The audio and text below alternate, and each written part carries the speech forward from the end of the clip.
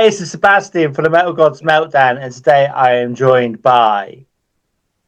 Gus G from Firewind, and among others.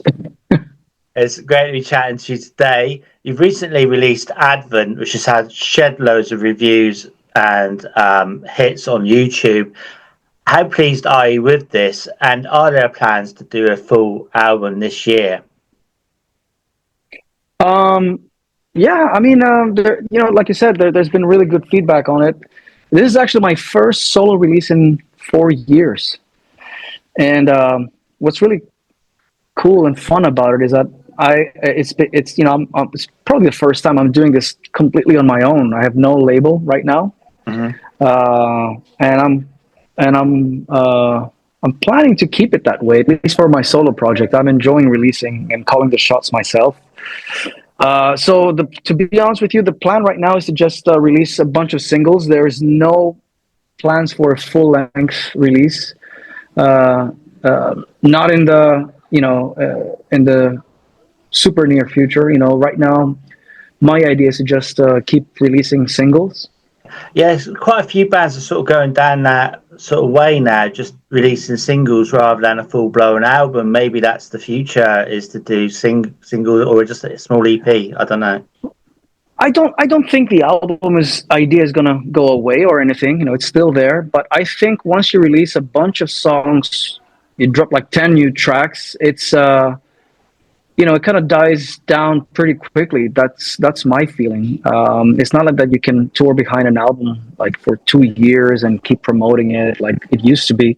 So I think what a lot of bands are doing, what I'm noticing, a lot of artists, they're just dropping singles and eventually they package them with some other songs that becomes an album down the line. So I got to be honest with you. Right now, this idea it seems kind of cool to me. More realistic. It's easier to just finish a track that I'm happy with, get it mixed real quickly, and then just drop it out there digitally. And eventually, I'm gonna start putting plans in motion that I think I am going to package them into like a physical product at some point. But when that will be, I don't know. It really depends on my mood and how fast I am. Right now, I have like a few songs waiting that are Mm-hmm. mixed, and I'm gonna keep dropping them this summer, as I have a solo tour coming up in October as well. So I think it makes sense to release some new music before this tour. That's the plan now. Cool. So then, can you give us a little bit of idea about Advent and why the name Advent and what inspired you for this song? Well, Advent. It's an instrumental song, so naming a song without lyrics, giving it a name, it's always the hardest thing, just to Mm. baptize it because it could be many different things. Yeah. And I don't know. Advent is kind of like uh, fancy title for Arrival, I would say. And because it's kind of like I said, it's my first solo track in 4 years. I thought it's kind of cool, and it has this type of. Uh, um, it kind of when I listened to the track, it almost took me on a journey somehow. Mm-hmm. And yeah, I thought this was an appropriate title, but it can mean anything. I always ask people when I drop something like, "How does it make you feel?" It's because Yeah. it can create different. It can take different feelings and different things out of each individual. Um, but yeah, it was a song that I had the backing track for a couple of years. It was just like in my hard drive here in my home studio. And originally I was kind of like going back and forth, like who could sing over this? Who could sing? And I couldn't think of, usually when you hear something, you're like, oh, this would be a great song for such and such, or this type of singer. Yeah. But this song couldn't really nail it of what I wanted to do. So I thought, I'm going to give it a shot and play the melodies on the guitar and see if I can develop this into an instrumental. And yeah, it came out nicely like that. I'm glad and I'm happy about the results. And I composed all the riffs on a 7-string guitar, which is very unlike me because I'm a 6-string player primarily. But I have a 7-string guitar and I've been messing around with it a little bit, so it was cool. Totally cool. So, what are the plans then for the summer? Have you got any festivals lined up or anything with your band, or with your what you're saying Yeah. about October solo? Well, I have a bunch of festivals, both with a solo project. I'm actually this year I'm going to be touring touring with Ronnie Romero. So Yeah. you know, he's an excellent singer, isn't he? And Isn't he God? Yes. yeah, and we've been friends for a bunch of years, and you know, Yeah. he's always busy with a lot of stuff. But last year we met up and we did a bunch of acoustic gigs in Romania. He lives in Romania. Yeah. He's married to his wife is Romanian, so he lives there. So we're pretty close, actually. I live in Thessaloniki. It's like a 50-minute flight from here, Okay. or maybe not even that. Maybe 30-minute flight. I don't know, something like Yeah. that. We're really close. Yeah. So we did some acoustic shows. We had fun, and we're like, hey, let's. And now we have the same booking agent, so we're like, let's do like this. Let's take it electric. Let's put a band together, and you know, we go out there and we play a lot of the classic stuff that we love. You know, Rainbow, Sabbath, all that kind of stuff, and then some of our catalogs as well. You know, some of Yeah. my solo stuff and a couple of his stuff, and now we're working on some music as well. But anyways, to get back to your question, we have a bunch of festivals together with Ronnie. Right. We're doing some stuff, and I'm also doing some festivals with Firewind. So I'm kind of like juggling, you know, both Yeah. bands at the same time. Yeah. So we have about 10 festivals between the two projects this summer, and then in October we go out in Europe. We do like, I don't know, 18, 20 shows. And I think we're going to be adding some more stuff as well. I think the Japan shows are coming, and we're probably going to add some stuff here in Greece where I live. So yeah, it's going to be a full-on year. With your tour coming up in October and that, are there hopes to get over to the UK? Is that a possibility? Right now, there hasn't been any attempts to book any UK shows. Maybe we should have. But I think this project would go down well in England. So maybe it's something we should talk about it with Ronnie and do so. I know he was there a couple of months ago. He did a few shows, He did. and I was there with Firewind in February. So we just did a UK tour. So both of us were there, like in between a month's difference. But yeah, maybe we should bring this project to the UK. Absolutely. Yeah. Yeah. Without a doubt. So I'm going to ask you a little bit about Night Rage. I'm a big Night Rage fan. Are you still in contact with Marius?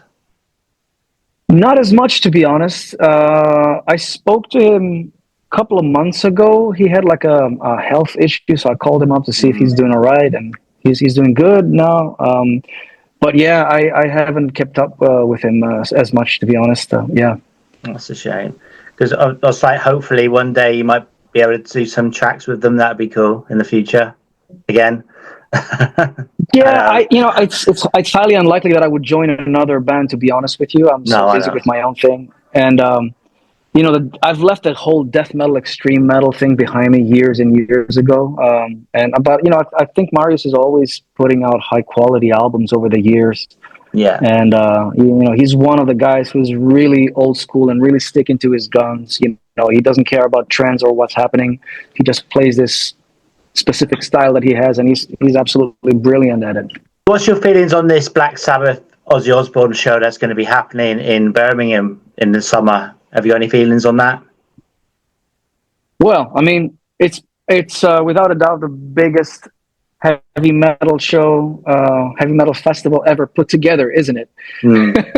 I guess the only other big band that was missing from the bill is Iron Maiden, because everybody else is there, Yeah. I mean, what a lineup. It's a nice way for the guys to say goodbye, I guess. And it's great that all four of the Sabbath guys are going to go up there, even if they play a couple of songs. I think everybody knows that they don't expect like a full set from them by now, but even if they go out there and play like Paranoid or Iron Man, that's enough, just to say one last time, so yeah, I wish I could have been there, but I have a gig that day in Sweden. Isn't that just typical? I bet you were gutted about that. Yeah. All right. So I'm going to talk to you a little bit about Firewind then.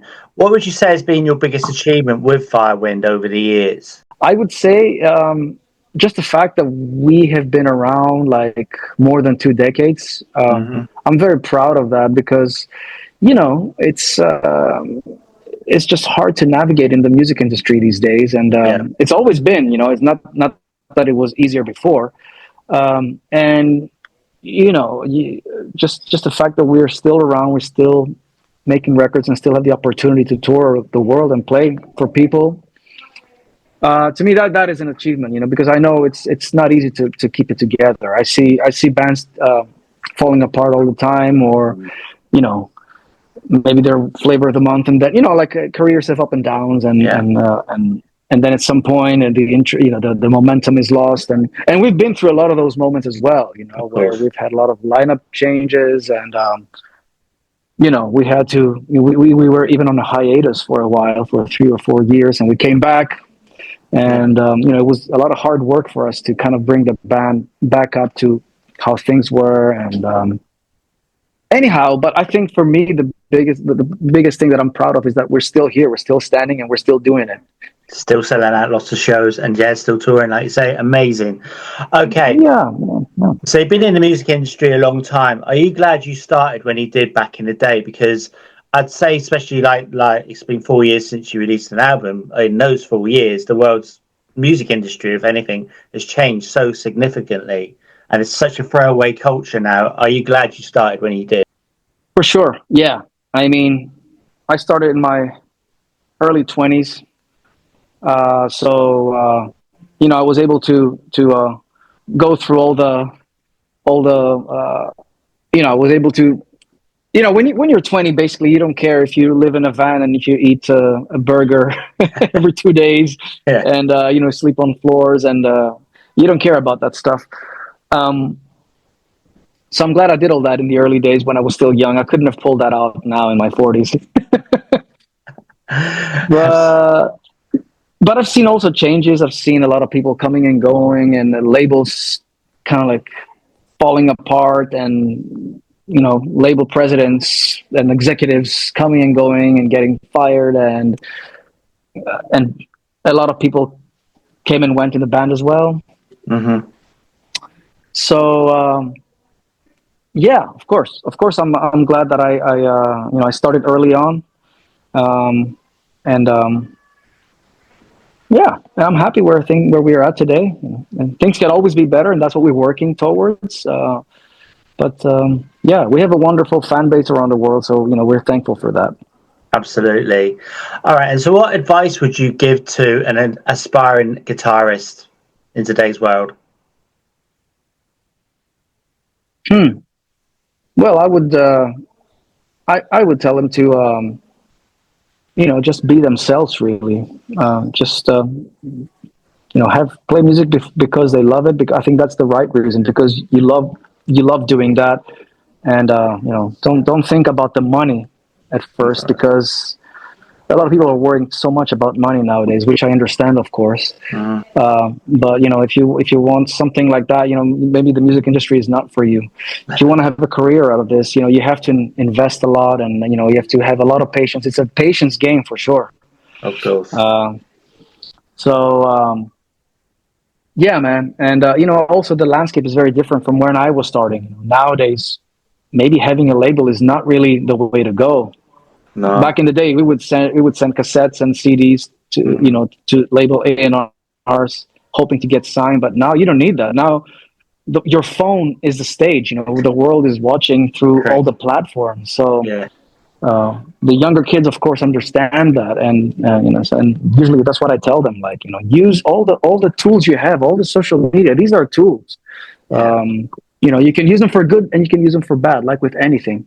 Absolutely. So use those platforms, put yourself out there, and be open to any kind of opportunities that come your way, to all the experiences.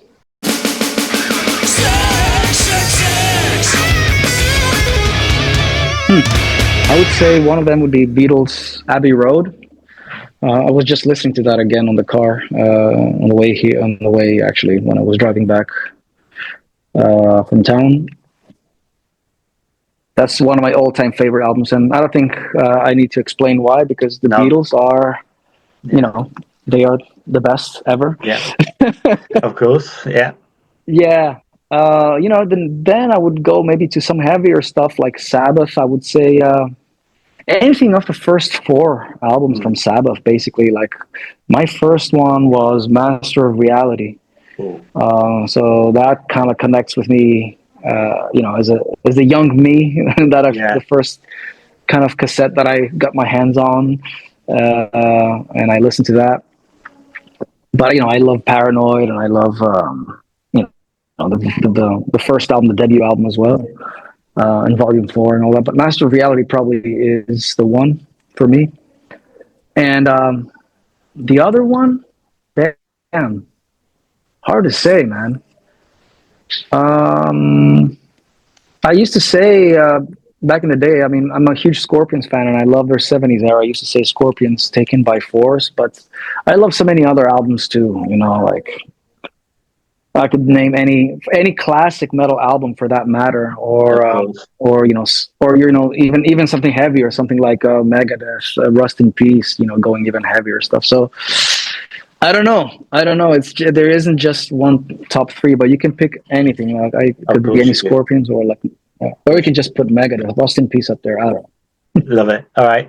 So if you could choose to have a jam session with three musicians, dead or alive, who would you choose? Oh man, wow!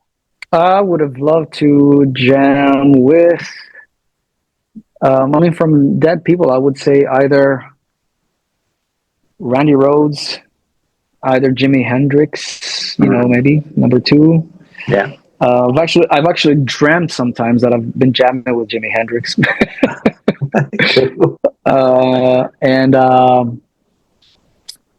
from the alive ones, I mean, I would love to jam with Joe Satriani. So when you head out on tour, which three essentials do you take with you that you must have with you? Definitely enough clean underwear. I also bring my own sheets because I never trust the bus companies.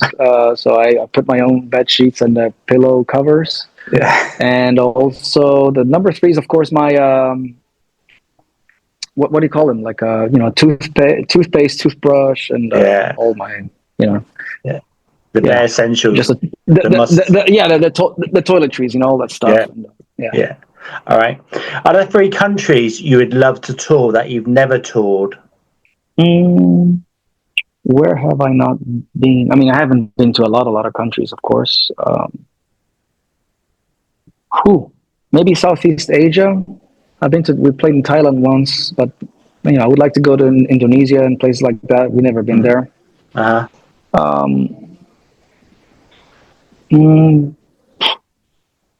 I'm sure there's a lot of South American countries that we haven't been. Cool. I would like to tour more in South America, to be honest. We've only been there once. I've been there twice with Ozzy and once with Firewind, but that was like 7 years ago. Mm-hmm. And I would definitely like to visit that place more. Cool. I love it there. Amazing. Which musician would you have in your car for a 24-hour road trip? Oh, I don't know. Honestly, I don't know. I don't care. I don't care. Sorry. I'd give anybody a ride. I don't know, man. I'm easy. So. Okay. If there was a song about your personality, like a made-up song, what would it be called? I don't know. I never thought about those things. I don't know. I don't know. Question is a good song title. I don't know. Yeah. I don't know. Yeah, it's a good Aussie song, by the way. It is, of course, it is. I don't know. Yeah, absolutely. All right, it is.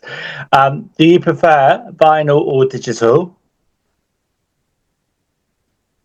Digital, definitely digital. Yeah, I grew up right when the vinyl was. I had some vinyls, but it was fading away in CDs. Where I'm more like a. My generation is more like in the CD era. Yeah. I love the vinyl for the bigger artwork print and all that stuff. So I get the ritual for that. And nowadays it's more like a collectible, but I prefer the digital sound. Yeah, it's cleaner in my ears, and yeah. Are you to go to rather than play? Do you prefer a festival or a small intimate gig? Well, it's Festivals can be really fun. It's a different vibe, but because you don't get to do proper sound checks and it's a line check, it can go you know, it can go both ways. It's very tricky. You know, if you're not like the headliner and you don't have your proper time to sound check and all that, you just do a quick line check and then off you go. They just throw you on there. So you have to appreciate it for what it is.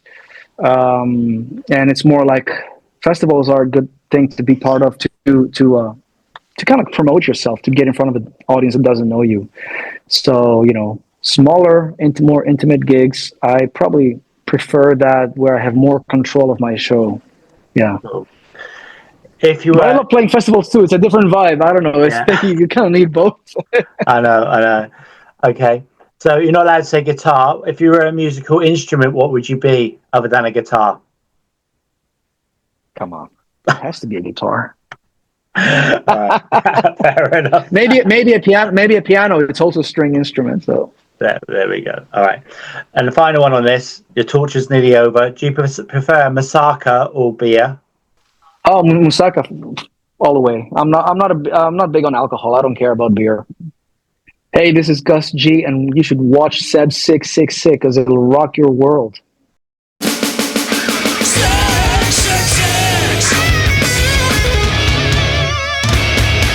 Well, I want to thank everybody for tuning in, for listening. I want to thank you for this, for having me over. I hope people can check out the new single, and I hope I'll see everybody out there on tour somewhere. You know, make sure to check all the links, all the stuff, and come to a show and just enjoy the music, man.